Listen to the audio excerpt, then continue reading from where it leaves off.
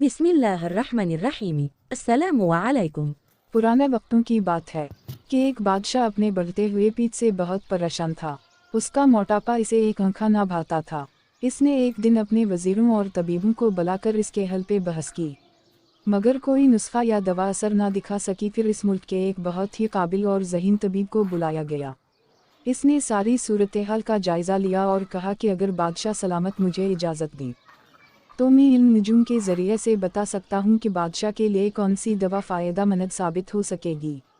अगले दिन तबीब बादशाह की खिदमत में हाजिर हुआ और अर्ज़ की कि बादशाह सलामत, गुस्ताखी मुआफ़, पर जो बात मैं आपको बताने जा रहा हूँ वो आपके लिए बहुत तकलीफ़दा है। बादशाह ने बड़े इंहिमाक से इसकी तरफ देखा और बात कहने की इजाज़त दी। तबीब बोला, बादशाह सलामत, इल्म नजूम यानी सितारों के मुताबिक आपकी ज़िंदगी सिर्फ़ एक माह बाकी रह गई है।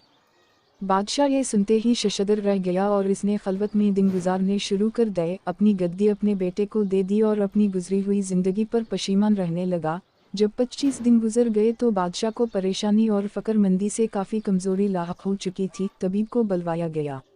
बादशाह ने इससे बाकी के दिनों का हिसाब लगाने का पूछा तो तबीब बोला कि हुजूर, मुझे तो अपनी ज़िंदगी का पता नहीं, मैं भला कैसे आपकी ज़िंदगी के मुतल्लक़ जान सकता हूँ।